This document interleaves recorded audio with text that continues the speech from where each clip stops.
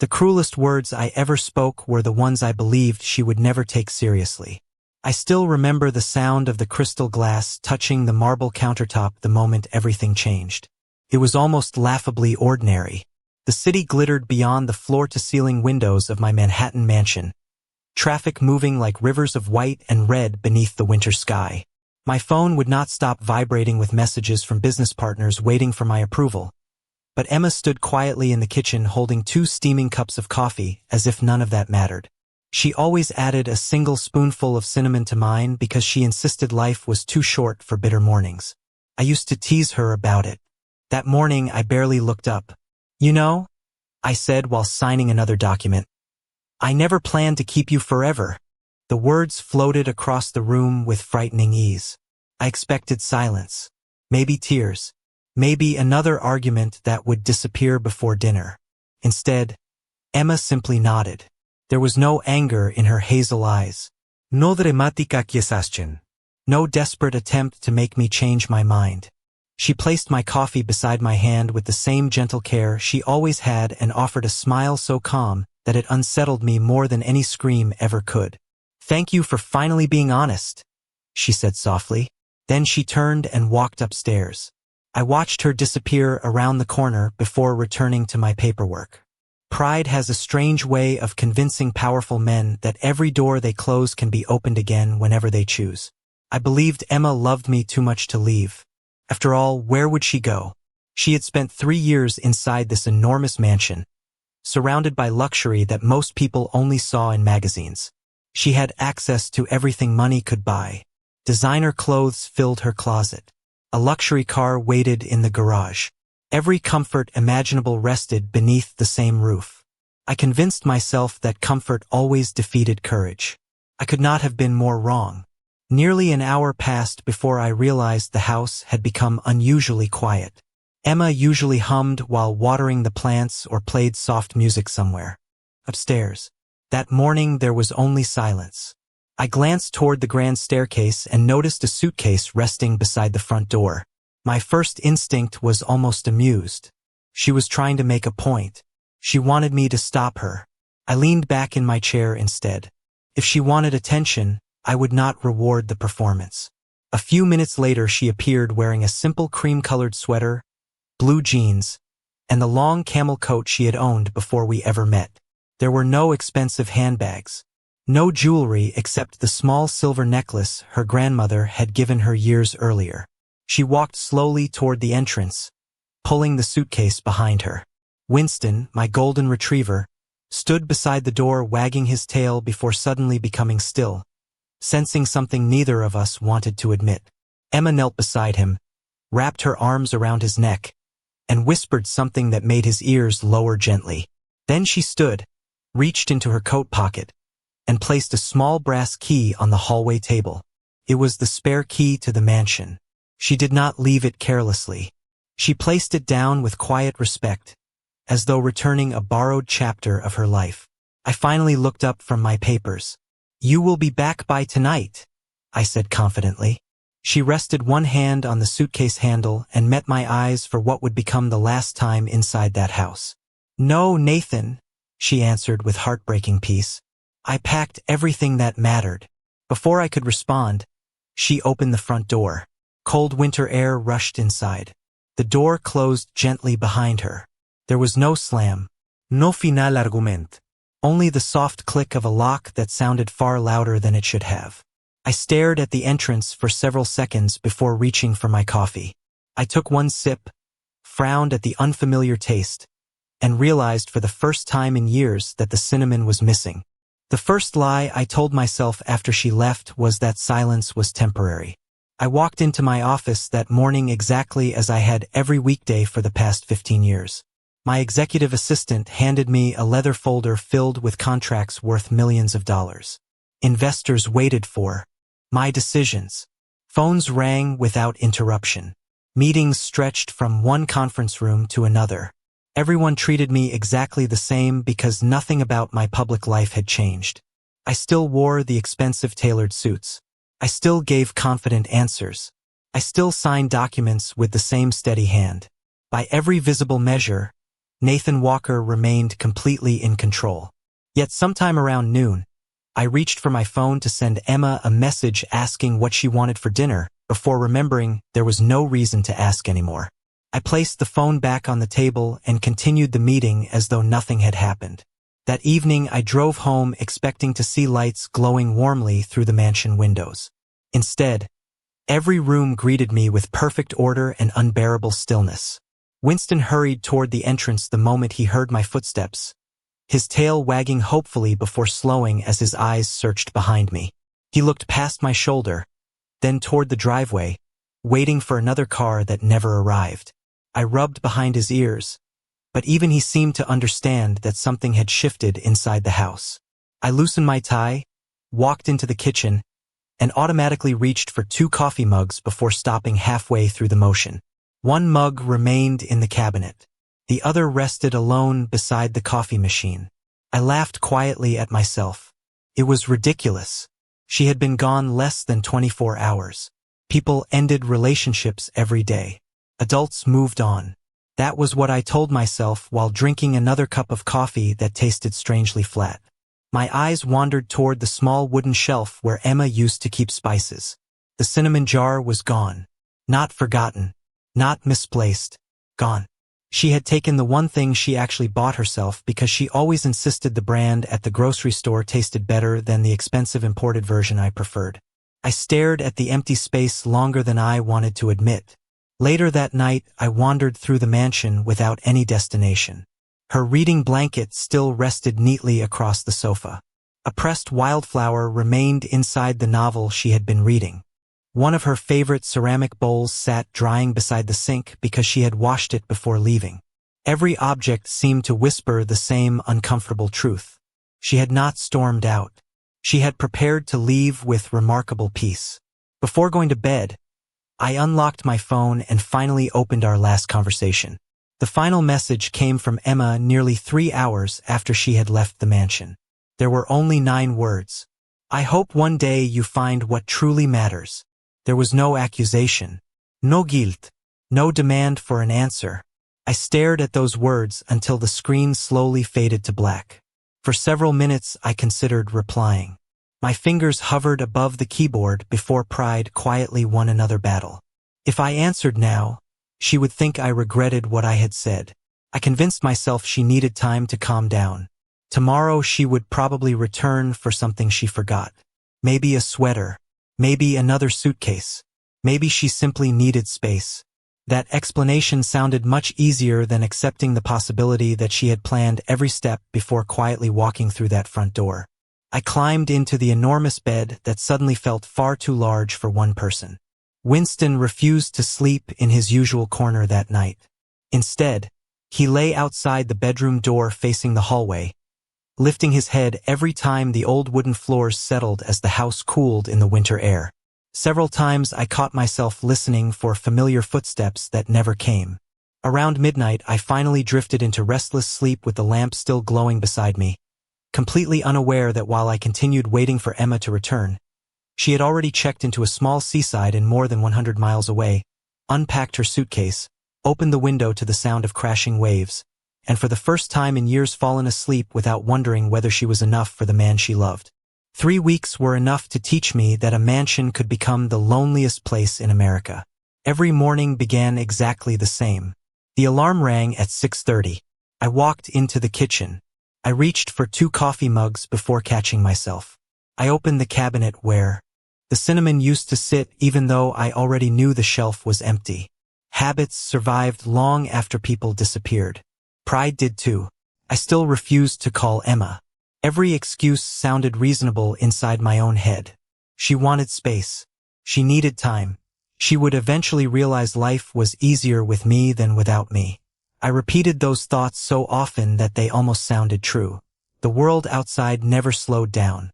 My companies continued expanding. Financial magazines praised another successful acquisition. Reporters asked about future investments, and I answered every question with the same confidence I had always displayed. Nobody noticed the growing exhaustion beneath my smile because I had spent years mastering the art of appearing untouchable.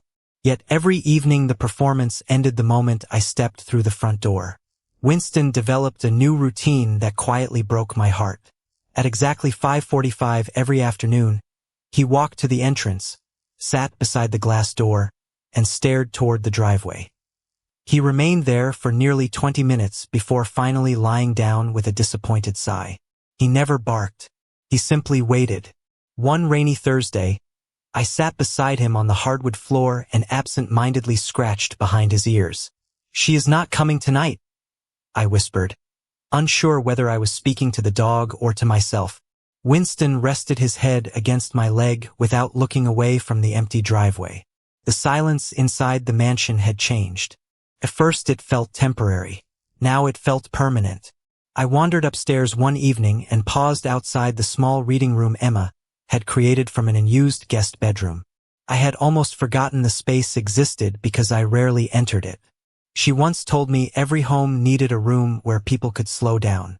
I had laughed and called it impractical. The door creaked softly as I pushed it open. Afternoon sunlight spilled across overflowing bookshelves, comfortable chairs, and the knitted blanket she used every winter. Everything remained exactly where she had left it. A bookmark rested halfway through one of her favorite novels. A dried lavender flower still lay between its pages. On the windowsill sat a tiny potted plant, somehow continuing to grow despite weeks without attention. I stood there much longer than I intended. For the first time, I asked myself a question that should have been obvious years earlier. How many dreams had Emma quietly built inside this house while I remained too busy to notice? Meanwhile, more than 100 miles away, Emma had begun building a completely different life. She rented a small apartment above a family-owned bookstore overlooking the ocean. Every morning she opened the windows and let fresh sea air replace memories she no longer wished to carry. She spent her days helping customers discover stories, organizing children's reading circles, and learning the names of neighbors who smiled because they genuinely wanted to know her instead of wanting something from her. Nobody there cared about expensive watches or luxury cars. Nobody recognized Nathan Walker. For the first time in years, Emma introduced herself without being connected to someone else's reputation. Late one afternoon, while finishing paperwork inside my office, I received an unexpected package with no return address. Inside rested nothing except a hardcover novel I had once given Emma for her birthday. Tucked between the pages was a handwritten note in her familiar handwriting. "Stories deserve readers who appreciate them. I hope this one finally finds its way back to you." There was nothing else. No explanation. No request. No farewell. I slowly opened the book and noticed dozens of tiny pencil marks beside passages she had loved. One sentence was circled twice. I read it over and over until the words settled heavily inside my chest. The greatest tragedy is not losing someone. It is realizing too late that they had been quietly saving you all along. I closed the book without another thought for work that evening, and for the first time since Emma left, I no longer wondered when she might come back. I began wondering whether I had ever truly known the extraordinary woman who had walked beside me for 3 years. The moment I stopped searching for excuses was the moment I finally started searching for the truth. It happened on an ordinary Tuesday afternoon while I wandered through rooms I had ignored for years. I told myself I was only organizing the house, but deep down I knew I was looking for pieces of Emma that she had quietly left behind. Her reading room no longer felt like an empty space. It felt like a conversation I had never bothered to finish. As I dusted one of the shelves, I noticed a small wooden box tucked behind several hardcover novels. It was plain, almost invisible, the kind of thing most people would overlook without a second glance. Inside were neatly organized envelopes, receipts, handwritten thank you cards, and a faded notebook filled with careful entries in Emma's handwriting. I sat down in her favorite chair and opened the first envelope. It contained a letter from an elementary school principal in Brooklyn thanking an anonymous donor for replacing every outdated library book before the new school year. The amount donated was far larger than I expected. I checked the attached receipt. The payment had come from Emma's personal account. Another envelope contained photographs of smiling children holding brand new backpacks during a community reading event. Another held a handwritten note from an elderly widow thanking someone named Emma for paying 6 months of utility bills after her husband passed away. There were dozens of letters. Every one of them carried the same quiet gratitude. None of them mentioned my name. I kept turning pages, feeling my heartbeat grow heavier with every discovery. Emma had never asked for recognition. She had never posted photographs online. She had never told dinner guests about the lives she had changed. She simply saw people who needed help and quietly became the answer. Then I opened the notebook.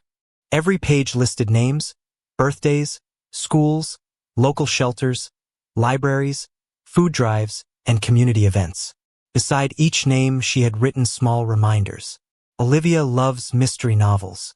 Mr. Harris cannot climb stairs. Jacob wants to become an engineer. Mrs. Ramirez misses talking to her grandchildren. They were not donations to her. They were relationships. She remembered details because she cared enough to remember. My eyes stopped on one sentence written in the margin beside a grocery receipt. It read, "Kindness works best when nobody feels indebted." I slowly closed the notebook and leaned back in silence. I had spent years believing generosity meant writing large checks with cameras present. Emma had quietly taught an entirely different lesson without ever speaking it aloud. My phone interrupted the silence. It was my financial advisor asking whether I wished to renew membership at an exclusive charity gala. Without thinking, I asked him a simple question instead. Did Emma ever make donations through our foundation? There was a brief pause before he answered. No, sir. She always requested complete privacy and used her own account. She specifically asked that nothing be connected to your businesses because she wanted the attention to remain on the people receiving help. I thanked him and ended the call. The words lingered in the quiet room long after the screen went dark. She had protected my reputation without ever using it to elevate herself. Hundreds of miles away, Emma spent that same afternoon sitting cross-legged on the floor of the bookstore beside a circle of children listening as they took turns reading aloud. One little girl stumbled over a difficult paragraph before looking up nervously. Emma smiled with the same gentle patience I remembered from countless evenings at home. Take your time, she encouraged. Stories are not races. The best ones are meant to be enjoyed. The little girl tried again and finished with a proud grin while the other children applauded. Emma clapped the loudest. She never knew that at nearly the same moment I was sitting alone inside a mansion surrounded by proof that the woman I thought I understood had quietly spent years changing lives one person at a time. For the first time since she walked away, I did not miss her because the house felt empty. I missed her because I finally understood how empty I had been while she was standing right beside me. The day I finally left my office before sunset shocked everyone except the man I was becoming. My assistant looked up from her desk as I picked up my coat without reviewing the last stack of contracts. Waiting for my signature. Are you feeling all right, Mr. Walker? She asked carefully. I almost answered with the automatic confidence that had defined me for years, but the truth escaped before pride could stop it. No, irraplia quietly. I think I have been pretending to be all right for a very long time. I drove through Manhattan without a destination until I remembered the addresses inside Emma's notebook. The first stop was a neighborhood library in Brooklyn where she had volunteered every other Saturday. It was a modest brick building surrounded by maple trees beginning to lose their leaves. Children laughed near the entrance while parents carried stacks of borrowed books to their cars. Nothing about the place reflected the world I had spent my life building, yet I found myself standing there longer than I expected. Inside, an elderly librarian greeted me with a warm smile. When I mentioned Emma's name, her expression immediately softened. You must be family, she said. I hesitated before answering. I was someone important in her life. The librarian nodded gently as though she understood more than I had admitted. She led me toward a reading corner filled with colorful cushions and small wooden shelves. Emma used to sit right there every Saturday morning, she said. She believed every child deserved one adult who listened without rushing them. My eyes followed her hand toward a simple rocking chair near the window. It looked ordinary, yet I could almost imagine Emma sitting there with a picture book resting across her knees while children gathered around her. She never missed a weekend unless she was sick, the librarian continued. Even then, she sent books and handwritten notes. I thanked her and quietly walked outside carrying a strange weight that money could not lighten. The next address brought me to a community food pantry where volunteers sorted donated groceries into neat boxes. A middle-aged man recognized Emma's photograph the moment I showed it to him. His face brightened with genuine affection. "She never came empty-handed," he said. "Sometimes she brought canned food, sometimes blankets, sometimes she just stayed to talk with people who felt invisible. You would be surprised how much kindness can feed a hungry heart." I looked around the busy room, watching volunteers laugh while working side by side. Nobody knew who I was.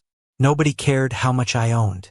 For the first time in years, I experienced the unusual freedom of being judged only by my presence instead of my reputation. Before leaving, I quietly asked whether the pantry needed anything.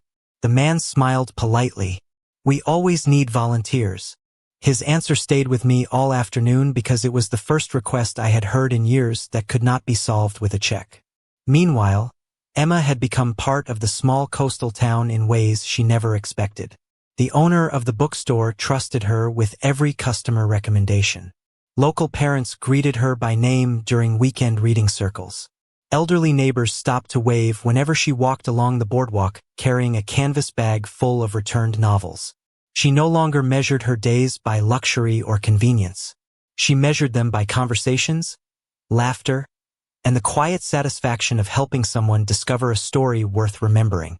As the sun disappeared beyond the Atlantic Ocean, I parked beside the Hudson River instead of returning directly home. I opened Emma's notebook once again and noticed a sentence I had somehow overlooked before.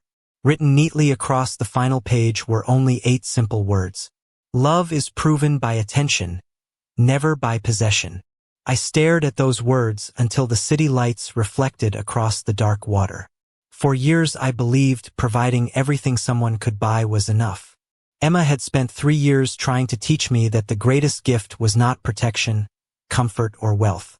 It was showing another human being that they were fully seen. That night I returned to the mansion carrying nothing in my hands except a notebook. Yet I felt as though I had begun the most important journey of my entire life. The hardest journey I ever took began without bodyguards, without headlines, and without any guarantee that I would find what I was looking for. A week after visiting the library and the food pantry, I stopped pretending that I was only learning about Emma's past. I was searching for the woman I had failed to understand while she was standing beside me every single day. I asked no employees to investigate her. I hired no private detectives. For the first time in my life, I wanted to earn an answer instead of purchasing one. Emma had always believed people deserved privacy. If I truly respected her now, then I had to respect the life she had chosen after leaving mine. I simply followed the places that mattered to her. Every Saturday morning I volunteered at the Brooklyn Library, shelving books beside retirees, college students, and parents who gave up their weekends for children they had never met. Nobody recognized the man newspapers often described as one of the city's most powerful businessmen. I wore blue jeans, old sneakers, and a baseball cap that Emma had once convinced me to buy during a weekend street fair. One afternoon, a little boy handed me a picture book and asked if I would read it to him because his mother was helping another child. I almost declined out of habit. Then I remembered Emma's favorite sentence. "Every child deserves one adult who listens without rushing them." I sat beside him and stumbled through funny voices that made the children laugh far more than the story itself. When the reading circle ended, the librarian smiled at me with quiet approval. "Emma would have loved that," she said. Those 6 words stayed with me longer than any compliment I had ever received in a boardroom. While my world slowly changed, Emma never imagined that I was walking a similar path from hundreds of miles away. Her mornings began with sunrise over the Atlantic Ocean instead of city traffic. She unlocked the bookstore before 8 o'clock, brewed fresh coffee for the staff, and arranged handwritten recommendation cards beneath newly arrived novels.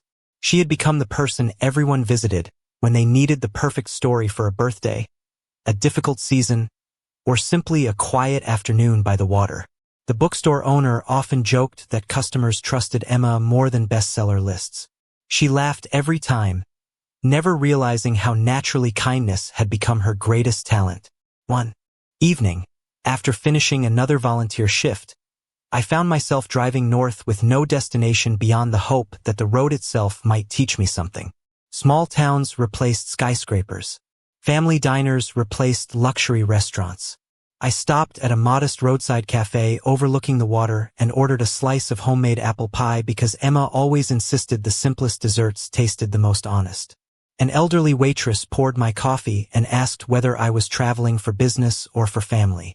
I looked out at the waves before answering. I am traveling because I forgot what mattered. She nodded without asking another question. Sometimes people leave, she said gently.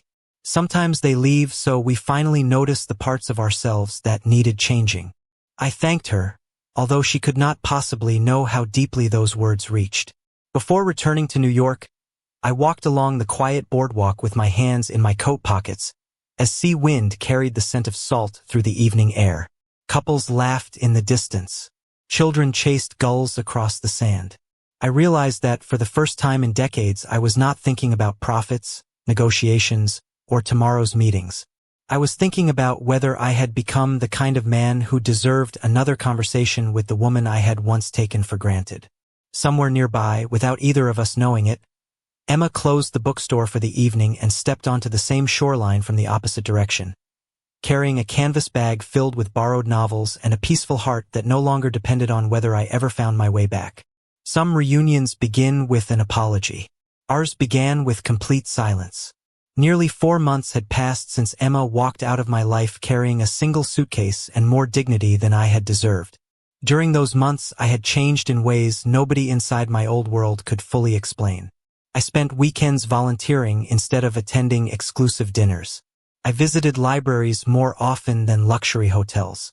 I learned the names of children who loved adventure novels and elderly neighbors who simply wanted someone willing to listen. None of those choices erased my mistakes, but they slowly reshaped the man staring back at me every morning in the mirror. One Friday afternoon, the librarian in Brooklyn handed me a colorful flyer before I left. "You should visit this," she said with an encouraging smile. "It is one of the best community book festivals on the East Coast. Local bookstores, authors, reading programs, everyone comes together." I thanked her without paying much attention until my eyes settled on the list of participating bookstores. One name stopped my breathing for just a second. Harbor Light Books. It sounded familiar because Emma had once mentioned wanting to own a little bookstore near the ocean where people came for conversations instead of shopping. I folded the flyer carefully and drove there the following morning with no expectations except curiosity. The festival stretched across a charming seaside park overlooking the Atlantic Ocean. White tents lined the walking paths. Families carried canvas bags overflowing with novels. Musicians played soft acoustic songs while children laughed during outdoor storytelling sessions. The entire place felt warm in a way my former life had rarely allowed. I wandered from one booth to another until I noticed a familiar cream-colored sweater moving between shelves of newly released books. Time seemed to slow without asking permission. Emma stood only 30 feet away, helping a little boy choose his very first mystery novel. She knelt beside him with the same patient smile I remembered from countless evenings at home. After the boy hugged the book against his chest and ran back to his parents, she stood and turned toward the crowd. Our eyes met instantly. Neither of us moved. The sounds of the festival faded beneath the weight of one quiet moment that had been waiting for months to happen. She looked different. Her hair was slightly shorter. Her face carried a peaceful confidence I had never truly noticed before because I had always been too distracted by everything else. She was not surprised to see me. She simply looked thoughtful, almost as though she had imagined this possibility long ago. I slowly walked toward her, stopping several feet away because I no longer believed I had the right to stand any closer. "Hello, Emma," I said softly. She smiled with gentle warmth. "Hello, Nathan." There was no bitterness in her voice. No coldness. Only calm honesty. We stood there for several seconds before I finally spoke again. "You look happy." She glanced toward the ocean where children chased seagulls across the sand. "I am," she answered. I finally built a life that feels like my own. I nodded because those words deserved respect instead of argument. I am glad, I replied, and to my surprise I realized I truly meant it.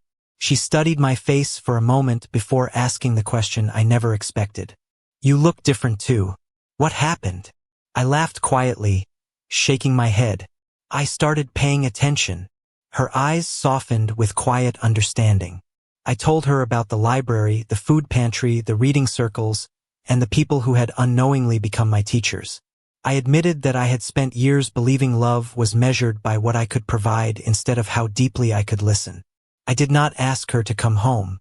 I did not ask for another chance. I simply thanked her for leaving because staying would have allowed me to remain the same man forever. Emma looked at me for a long moment before a gentle smile returned to her face. Sometimes walking away is the kindest thing one person can do for another, she whispered. Standing beneath the bright autumn sky with waves rolling quietly against the shore behind us, I realized that finding Emma again was never the greatest miracle. The greatest miracle was becoming someone capable of understanding the woman I had finally learned how to see. The greatest apology I could offer was not hidden inside carefully chosen words. It was hidden inside the life I was finally willing to live. Emma and I spent nearly an hour walking through the book festival, speaking with an ease that surprised both of us. We laughed about the little reading room she had created inside the mansion and how Winston used to steal bookmarks whenever she became too distracted by a good novel. The memories no longer felt like open wounds.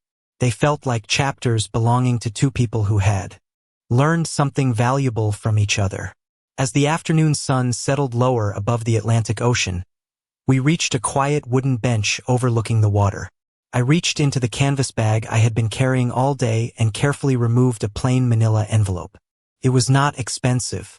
It carried no elegant seal or dramatic presentation. I handed it to Emma with both hands. This is not a gift, I said gently. It is a promise I already kept. She looked at me with quiet curiosity before opening the envelope. Inside were legal documents establishing the Emma Collins Community Reading Initiative, a nonprofit organization dedicated to supporting libraries, literacy programs, and neighborhood bookstores across New York State.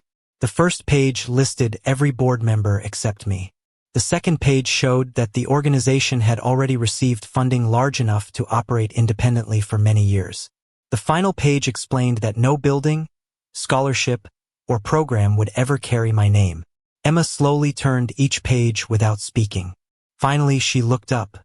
Nathan, she whispered, why is your name almost nowhere in these papers? I smiled because months earlier I would never have understood the answer myself. Because I finally learned that kindness is not supposed to be a performance. A cool ocean breeze carried the scent of salt through the air as she continued reading. Her eyes became brighter, not from sadness but from quiet disbelief. You already signed everything, she said. You cannot take this back. I nodded. That was the idea. She closed the folder carefully and rested it on her lap. For several moments, neither of us spoke. Children laughed somewhere beyond the rows of festival tents while seagulls drifted above the shoreline. The entire afternoon seemed to pause around us. Emma finally turned toward me with the same gentle expression that had once welcomed me home every evening. You really changed, she said softly. I lowered my eyes for a moment before answering. I am still changing. I hope I never stop. She reached across the bench and lightly placed her hand over mine. It was not a romantic gesture. It was something quieter and perhaps even more meaningful. It was forgiveness offered without conditions. I never wanted you to suffer, she said. I only wanted you to see. I swallowed the emotion rising inside my chest. I know that now. We sat together watching waves roll toward the shore until the sky slowly turned shades of gold and pale orange. Eventually Emma stood and adjusted the strap of her canvas bag. The bookstore closes soon, she said with a small smile. I stood as well. Months earlier I would have begged her to return with me. I would have promised vacations, jewelry, larger houses, or anything else money could purchase. Instead I simply nodded. Then I should not keep your readers waiting. She laughed quietly, shaking her head. Some things really are different. Before leaving, she looked at me one last time. "Take care of yourself, Nathan." I smiled with complete honesty. "I finally know how." She walked back toward the festival, disappearing into a crowd of families carrying stacks of books and warm cups of coffee. I watched until I could no longer see her cream-colored sweater among the people. For the first time since she left the mansion, I did not feel abandoned as she walked away. I felt grateful. Loving someone had once meant holding on as tightly as possible. Now I understood that real love sometimes meant celebrating the life they had built even when it no longer revolved around you, and that lesson was worth more than everything I had spent a lifetime trying to own. 1 year later, I finally understood that the strongest people are not the ones who never lose someone they love. They are the ones who allow that loss to transform them into someone worthy of the love they once took for granted. My mornings no longer began with endless meetings or the impatient rhythm of a vibrating phone. They began with Winston waiting beside the front door, eager for our walk through the neighborhood before sunrise. The mansion itself had changed in ways every visitor noticed immediately. The reading room Emma had created remained exactly where she left it, but it was no longer a forgotten corner of the house.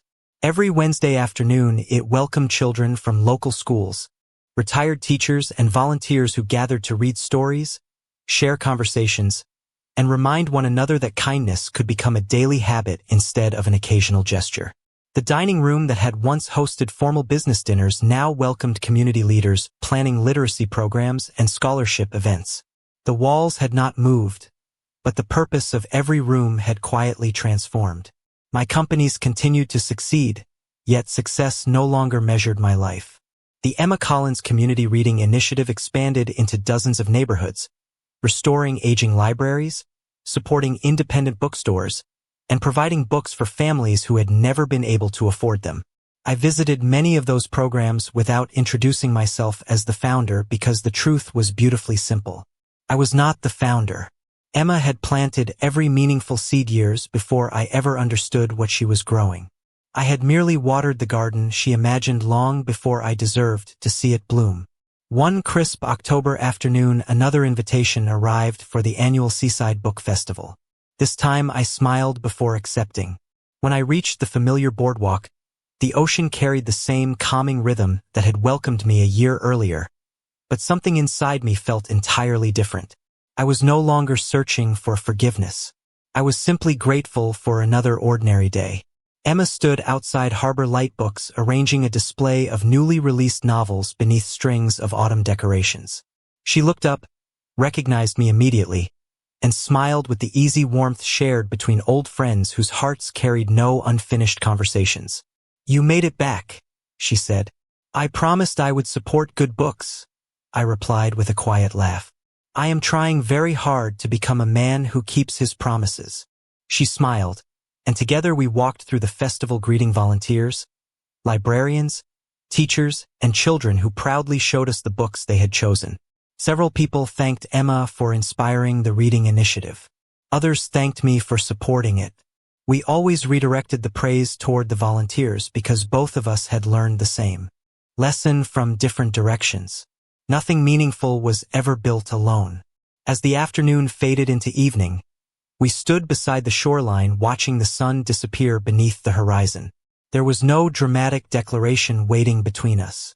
Life had become too honest for unnecessary promises. Emma looked toward the endless water before speaking. "Do you ever wish things had happened differently?" she asked. I thought about the question for a long moment before answering. "I wish I had seen your heart sooner," I admitted. "But if I had not lost you, I might never have found the better man hiding beneath my own pride." She nodded gently. "Sometimes the ending we fear becomes the beginning we need." We stood there in peaceful silence while waves rolled onto the sand and children chased the last seagulls across the beach. I realized then that happiness was never hidden inside possession, control, or the illusion that another person belonged to me. Happiness was standing beneath an open sky with a grateful heart, celebrating the life of someone who had forever changed my own. If the story leaves behind one lesson worth remembering, let it be this. Never assume the people who quietly fill your days will always remain there tomorrow. Listen while they are still speaking. Notice the small acts of love before they become memories. Because the greatest regret is never losing someone extraordinary. The greatest regret is realizing too late that they had been teaching you how to become extraordinary yourself.